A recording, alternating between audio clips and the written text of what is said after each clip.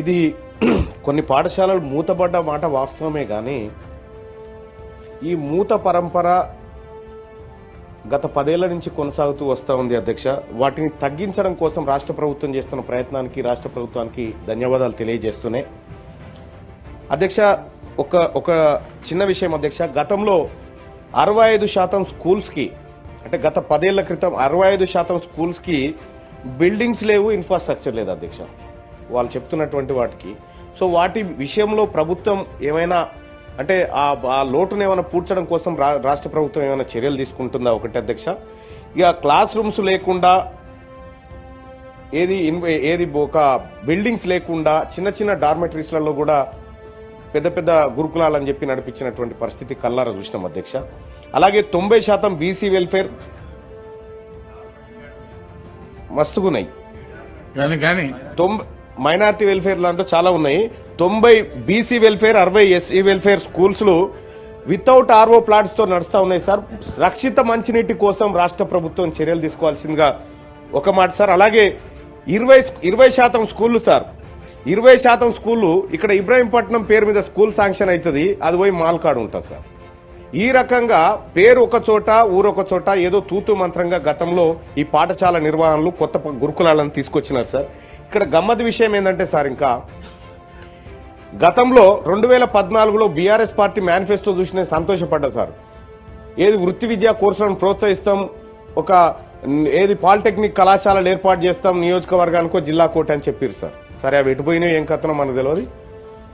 ఇప్పుడున్నటువంటి పరిస్థితుల్లో అయ్యా BRS party manifesto 2014 page number 12 చూసుకోండి.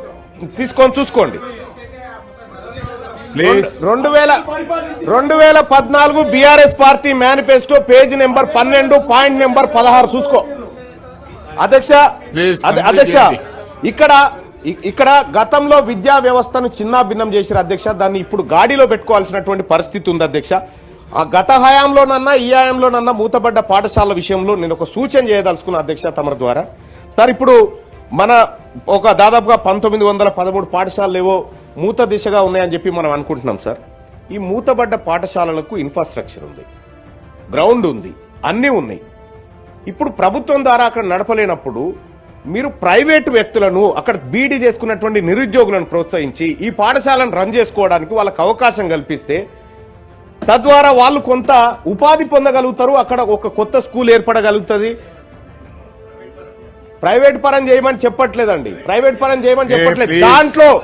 దాంట్లో మీరు వదిలిపెట్టిపోయినటువంటి రైట్ టు ఎడ్యుకేషన్ ఇంప్లిమెంట్ చేయమని చెప్తా ఉన్నా గవర్నమెంట్ కి.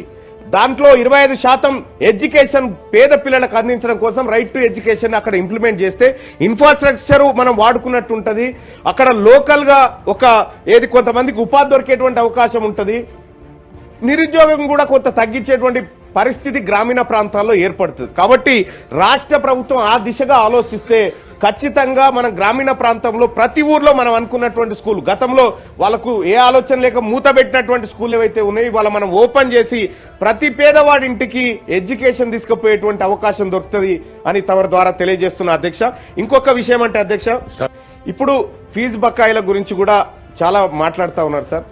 నిజంగా ఇబ్బంది జరుగుతూ ఉంది సార్. దాన్ని కూడా దయచేసి పెద్ద మనసుతో ఆ ఫీజు రియంబర్స్మెంట్లు ఏవైతే పెండింగ్లు ఉన్నాయో గతంలో అడగలేకపోయినాం, వాళ్ళు చేయలేకపోయారు, మన ప్రభుత్వం అన్న చేయాలని రిక్వెస్ట్ చేస్తా ఉన్నాం.